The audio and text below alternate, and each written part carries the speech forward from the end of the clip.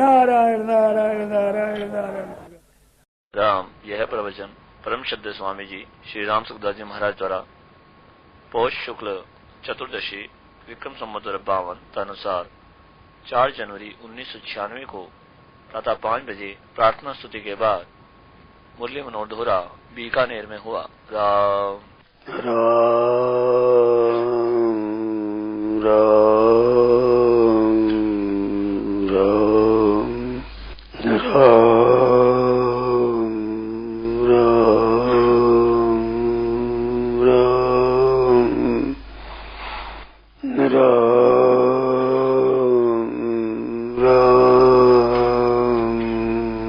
राम।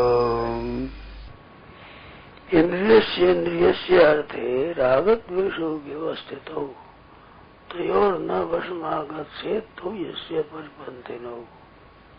ये राग और द्वेष है, ये खास शत्रु है। परमात्मा की प्राप्ति में बाधा देने वाले खास राग और द्वेष है।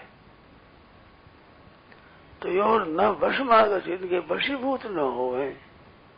वास्तव में तो राग द्वेष होना ही नहीं चाहिए, और हो भी जाए तो कम से कम से वशीभूत न होवे।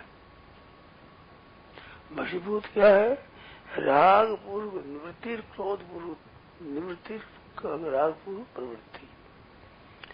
कोई प्रवृत्ति हो, किसी में लगे तो राग पूर्व न हो, और किसी हटे तो द्वेष पूर्व न हो। हटना और करना तो होगा, पर राग द्वेष पूर्व नहीं होना चाहिए। तो कैसे होगा?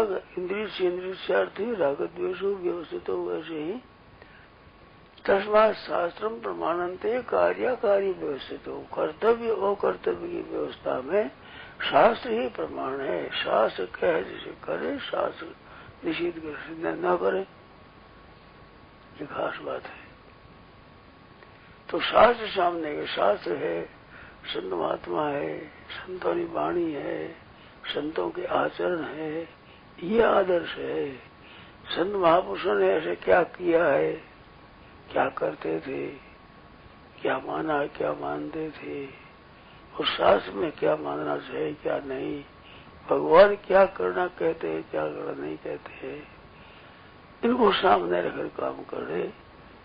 पर इंद्रिय की प्रवृत्ति, इंद्रिय की प्रधानता से प्रवृत्ति निवृत्ति न हो। तो ये मिटने से जो कल बताई थी सहजावस्था, वो हो जाती है। सहजावस्था कल बताए, उसका ये उपाय है। राग और द्वेष करेंगे तो सहजावस्था में नहीं जा सकेंगे, यहाँ अटक जाएंगे, उलझ जाएंगे। आपने देखा होगा, एक भूल भुलैया होता है। बड़ौदे बगीचा है, उसमें एक मेहंदी का वो बना हुआ था भूल भुलैया। लखनऊ में एक स्थान बताते हैं, तो उसमें प्रवेश हो जाए तो फिर निकलना मुश्किल हो जाता है। तो उसमें क्या है, एक इधर एक इधर एक इधर एक इधर, बीच बीच में चलते तो ठीक है, इधर उधर जगह फिर जयराम जी फिर निकलना मुश्किल हो। तो ऐसे मेहंदी लगी हुई थी, बहुत मुश्किल बात है। तो मेहंदी में तार से कटी हुई, तार बांधा हुआ एक टाटी बढ़ा दी मेहंदी, तो भीतर में चले तो निकलना मुश्किल हो गया। फिर दिखे जा रहे हैं बाहर, भीतर बस रही हो। चक्रव्यूह होता है ना जैसे, तो ये संसार का चक्रव्यूह है। तो हमें पहुंचना कहाँ है? उत्तमा सहजावस्था, स्वाभाविक स्वतः सिद्ध स्वाभाविक अवस्था है वहां। तो उसमें कब पहुंचेंगे? राग और द्वेष न करे, ना राग करे ना द्वेष करे, राग द्वेष रहित चलता जाए और समता पहुंच जाए। और राग द्वेष करेंगे तो यही अटक जाएंगे, राग करे तो अटके, द्वेष करे तो अटके। राग और द्वेष से संसार का संबंध जुड़ता है। जैसे भगवान वनवास में पधारे तो प्रेम किया उनका भी उद्धार हो गया, बैर किया उनका भी उद्धार हो गया। ना तो प्रेम किया ना बैर किया उनका उद्धार नहीं हुआ। मानो संबंध भगवान के साथ संबंध हो जाए कल्याण हो जाए, और संसार के साथ संबंध से बंधन हो जाए तो राग और द्वेष से बंधन होता है। या भगवान के साथ में प्रेम करे तो बंधन हो जाए, बैर करो तो बंधन हो जाए, तो बंधन मुक्त हो जाए। वहां बंधन नहीं होता है, संसार में बंधन होता है। भगवान से मुक्त, भगवान से संबंध करने पर मुक्ति हो जाती है। तो बैर करो तो संबंध हो गया और प्रेम करो तो संबंध हो गया। स्वर्गाश्रम में एक बार पहले चले गए थे, माघ गए थे, माघ मास में। तो वो दोनों पहाड़ों के बीच में होकर नदी आती, अब फूंक आती जोर से हवा, ठंडी माघ के महीने। स्नान कर ले तो हाथ से कपड़ा बांधना मुश्किल हो जाए, आदि ही होना मुश्किल हो जाए, और या खून जम जाए शरीर में। तो माघ का मातम, स्नान का मातम, माघ का मातम है, वैशाख का मातम भी है। माघ स्नान भी होता है, वैशाख स्नान भी होता है। तो माघ का स्नान मुख्य होता है प्रयागराज में, वैशाख स्नान मुख्य होता है हरिद्वार में। तो वैशाख का स्नान है, बड़ा आनंद आता है उसमें। गर्मी पड़ती है जरूरत है, गंगा जी बैठे, गंगा जी थोड़ा देर पी लो, थोड़ा बैठ जाओ भीतर में, आनंद आता है। और मातम माघ का कम नहीं है, वैशाख का भी कम नहीं है, पर माघ मातम में स्नान करने से बड़ी मुश्किल होती है। कपड़ा बांधना कठिन हो जाता है, खून जम जाता है, ठंडी लगती है। तो इस तरह से भगवान से प्रेम होता है वो तो वैशाख का स्नान है, और बैर है वो माघ का स्नान है। रावण आदि ने बैर किया तो मुझे मरना पड़ा बेचारों को। मातम एक है, प्रेम करे तो कल्याण हो जाए, बैर करे तो कल्याण हो जाए। बैर होने में चिंतन उसी होता है ना, चिंतन होता है। वो तो जैसे अग्नि को भले किसी तरह से छो, वो तो जलावेगी। इस तरह से भगवान से संबंध किसी तरह से करेगा वो तो मुक्ति करेगा ही, परंतु बैर करना है वो माघ का स्नान है, और प्रेम करना है वो है वैशाख का स्नान। तो वैशाख के स्नान में बड़ा आनंद आता है। इस वजह से भगवान से प्रेम करने में आनंद आता है, शांति होती है, प्रसन्नता होती है, बड़ी मौज होती है, बड़ा आनंद होता है। मातम नहीं है। इस तरह से पदार्थों में जो राग और द्वेष करोगे तो फंस जाओगे। इस वास्ते पदार्थों से तो अलग रहना, तटस्थ रहना, न राग करना, द्वेष न करना। कुत्ता कदे न पालिए दोनों बातों दुख, खीजा काटे पाव और रीजा चाटे मुख। गुस्सा जो काटेगा ऐसे तो मुंह चाटेगा आया। तो खल पर हरिये स्वान की नहीं, जैसे कुत्ते से कुत्ते बैर भी न करे, मुंह भी न करे, तो रीजा चाटे मुंह, खीजा काटे पाव को। तो तटस्थ है उनसे, तो दुष्ट है उनसे तटस्थ रहना, अपने अलग रहे। और भगवान के साथ मिल जाए तो निहाल हो जाए। तो संसार से अलग होना और भगवान के साथ में एक होना, तो ये सजाव तो स्वाभाविक है। स्वाभाविक ना किसी से राग है, ना किसी से शांति है, नहीं किसी से दोस्ती है, नहीं किसी से बैर, और नहीं किसी के सिर धड़ी, और नहीं किसी की बैर। ये रास्ता है बढ़िया, सत्य है, बड़ी शांति, आफत होती ही नहीं कुछ भी, स्वाभाविक शांति है, स्वाभाविक आनंद है, एकदम एक रस, एक आनंद। सौबुद्धि विशिष्य थे सुजन मित्राज उदासीन मध्यस्थ द्वेषी बंधुषु साधु स्वविष पापेशु समबुद्धि विशिष्य थे। समबुद्धि है वो विशेष है, समबुद्धि हो। अब आज तो क्षमता करते हैं समबुद्धि, मन खाना, साथ में खाना पीना करना, ये समबुद्धि नहीं है।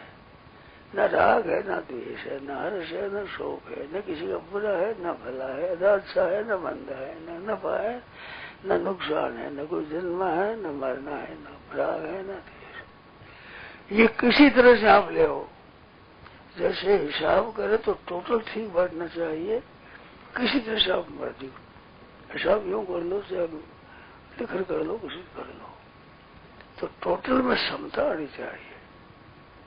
जहाँ लक्षण गीता के भक्तों के लक्षण उसमें भी समता है, योगी के लक्षण में भी समता है, ज्ञानी के लक्षण में समता है।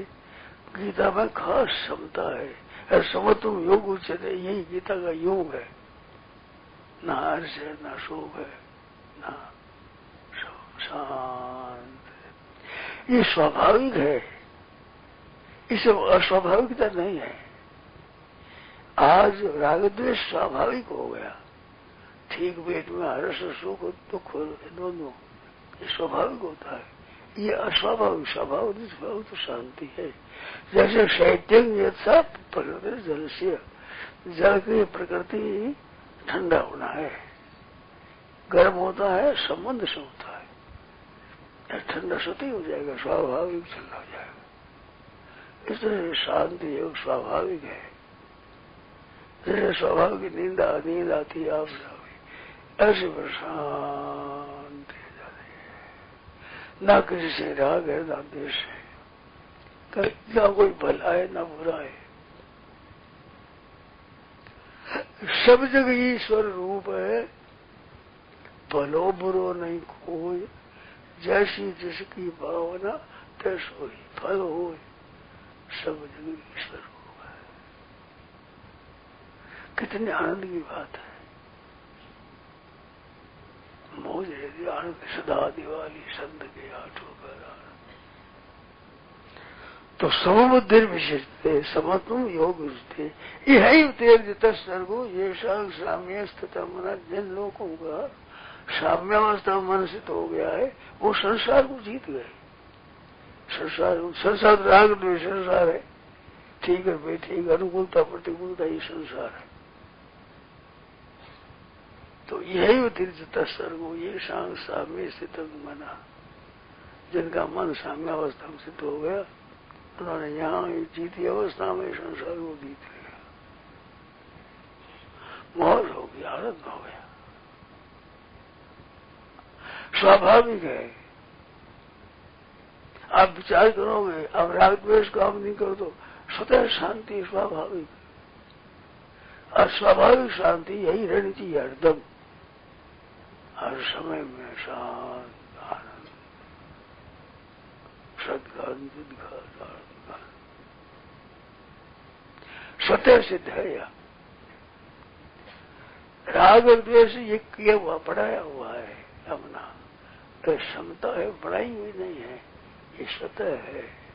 इस बात से लोग कहते हैं सहजावस्था, उत्तमा सहजावस्था है, स्वभाव है। ना संसार करे, द्वेष करे, ना राग करे, सेवा करे, सबकी सेवा करना है। तन से, मन से, वचन से, धन से, विद्या से, बुद्धि से, योग्यता से, कोई पद हो तो पद से, अधिकार से सेवा कर दे, और कोई संबंध नहीं, बस सेवा कर दिया। तो सेवा क्यों करे? कि संसार से शरीर लिया है, अपने मन बुद्धि लिए है, प्राण लिए है, चीज लेते हैं, अन्न लेते हैं, वस्त्र लेते हैं, तो लेते हैं इस वास्ते सेवा कर देनी। बस जो कर जाओ चल जाएगा, है जो रह जाएगा। तो ना किसी से दोस्ती, नहीं किसी से बैर, नहीं किसी के सिर धटे, नहीं किसी की बैर, आनंद हो जाएगा एकदम। बात में शांति है, इसके विचार में शांति है, कहने सुनने में भी एक शांति है, अनुभव तो करना ही क्या फिर तो ठीक क्षमता में। तो यही तीर्थ सर्गो ये साम्य स्थित मना। जिन लोगों का मन समतम हो गया, उन लोग यही तीर्थ सर्ग।